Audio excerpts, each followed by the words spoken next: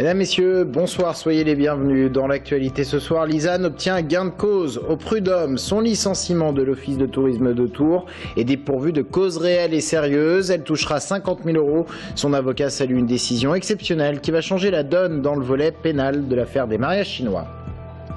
Un service civique pour tous les jeunes qui le souhaitent, une des annonces de François Hollande après les attentats de janvier.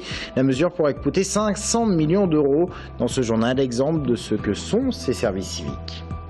Et puis des travaux sur le réseau SNCF aux abords de la gare de Tours. Pas de perturbations prévues dans un premier temps, mais à compter du 5 mars, cela pourrait changer. Les voies et les aiguillages sont remplacés jusqu'au 24 avril.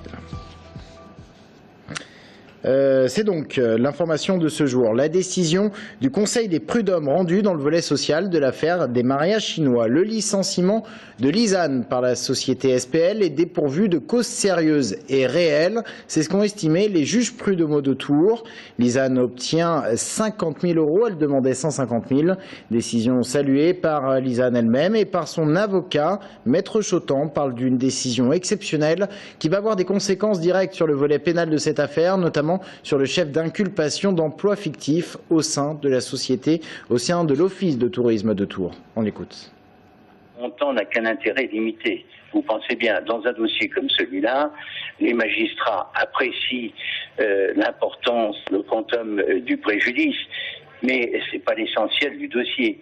Ce qui est majeur dans ce dossier, c'est de savoir si effectivement elle avait travaillé ou si elle a détourné avec M. Germain des fonds publics. La preuve est rapportée maintenant que cela n'est pas le cas et par conséquent le dossier pénal est changé à la date d'aujourd'hui. Propos recueillis par Audrey Champigny.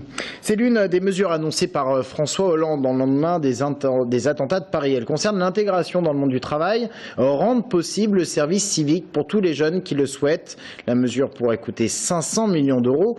Mais que sont ces services civiques? Quel est leur intérêt? Exemple en Indre-et-Loire avec Anaïs Michaud. Il faut que tu fasses avec un seul rocher. Aujourd'hui, Jérémy tient la permanence de la ludothèque des Rives du Cher. Ni salarié, ni bénévole, à 22 ans, il est en service civique à la Maison des Jeux de Touraine. Le service civique, en fait, ça m'a vraiment plu dans le sens où j'avais envie de découvrir le monde associatif, d'avoir une spécialité aussi sur le monde du jeu, puisque je suis animateur socioculturel après un DUT carrière sociale à Tours-Nord. En clair, pendant 10 mois, il consacre 24 heures par semaine à l'association pour une indemnité mensuelle d'environ 600 €, dont 100 € à la charge de la Maison des Jeux. Sa mission, dynamiser et soutenir l'équipe bénévole qui ne manque pas d'envie, mais souvent de temps. Nous avons des ouvertures de ludothèques, par exemple, qui demandent un suivi, parce qu'il y en a plusieurs fois par semaine. On a 2 ludothèques et donc ça, pour des bénévoles, c'est compliqué de pouvoir s'impliquer sur toute une année sur des choses aussi régulières.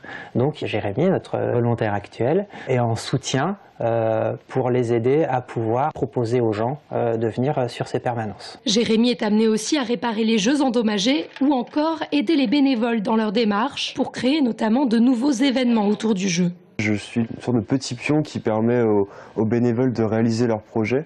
Ces projets-là peuvent permettre à l'association de réaliser son objectif qui est de promouvoir le jeu et de créer du lien social aussi. Se sentir utile à la société, c'est sans doute cela qui a motivé les quelques 500 volontaires au service civique dans le département depuis sa mise en place en 2011. Sur 130 volontaires qui réalisent des missions à l'heure actuelle en Indre-et-Loire, il y en a 32 dans le domaine de la solidarité, 33 dans le domaine de la culture et des loisirs et une vingtaine dans le domaine de l'éducation. Aujourd'hui, en Indre-et-Loire, sur les 130 volontaires, 62% sont des filles. Ils sont pour moitié étudiants et de niveau post-bac. Si vous avez entre 16 et 25 ans et que cette expérience citoyenne vous tente, rendez-vous sur le site servicecivique.gouv.fr. La politique de l'eau menée en France, critiquée par la Cour des comptes. Les pollueurs sont ceux qui paieraient le moins. Pourtant, depuis 2006, la loi établit clairement le principe du pollueur-payeur. Et pourtant, dans la pratique, ce sont les particuliers qui payent le plus. Exemple dans le bassin Loire-Bretagne, bassin le plus concerné par la pollution de nitrate. Les redevances payées par les particuliers représentent 81% du montant total des redevances, contre seulement 10% pour les agriculteurs et même 0,6% au titre de l'élevage. Toujours en bref, la mission de concertation sur l'intermittence du spectacle a officiellement terminé avec la remise du rapport aujourd'hui au Conseil économique et social à Paris. Jean-Patrick Gilles, l'un des 3 membres de cette mission, était présent au Conseil économique aux côtés de Manuel Valls, Fleur Pellerin et François Rebsamen.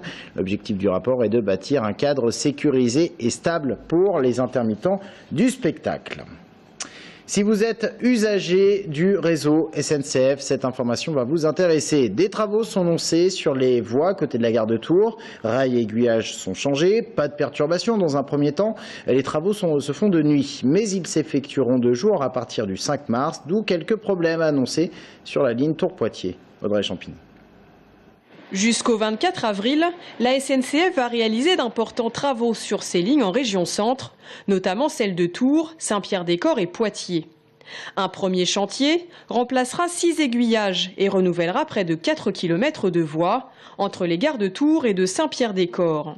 Pour ne pas perturber les 15 000 voyageurs quotidiens, les travaux seront réalisés principalement de nuit, entre 22 h et 5 h du matin, du dimanche soir au vendredi matin.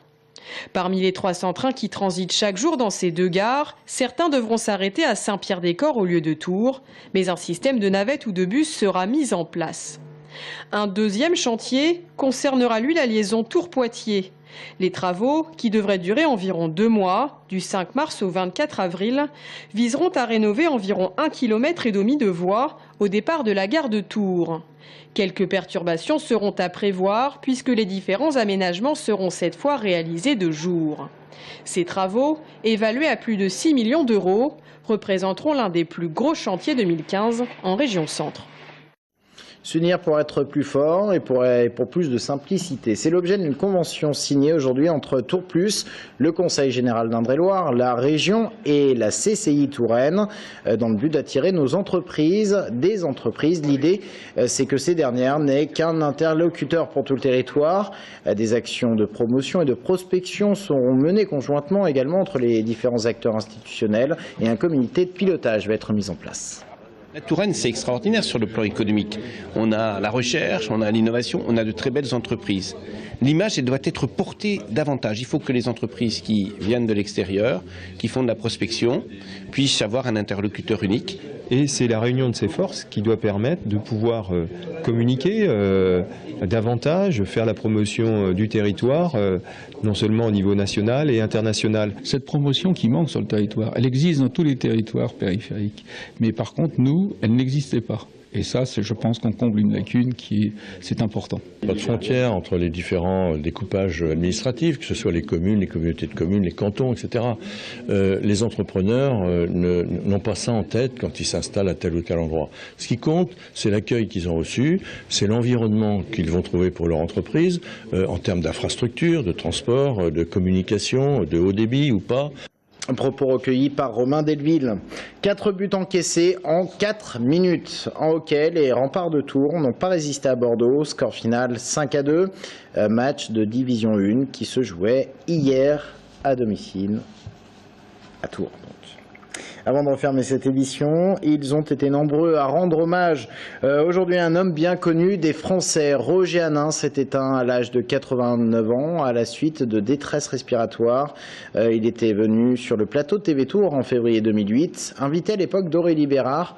Roger Hanin, qui était quelque peu impressionné de sa carrière en l'évoquant, extrait d'interview. Je suis devenu un homme libre. Donc j'ai fait une carrière, pardon pour l'immodestie, tellement ahurissante de Shakespeare. Pour ceux qui ne connaissent pas, c'est pas de leur faute, on leur donne que Navarro, donc ils connaissent à travers Navarro, on ne peut pas les inculper, si j'ose dire. Mais j'ai joué Othello, Macbeth, Shakespeare, Molière, Corneille, le Tartuffe, le bourgeois gentilhomme, le misanthrope, Ionesco, Beckett. Donc j'ai eu une carrière tellement riche. Les acteurs rêvent de certains standards.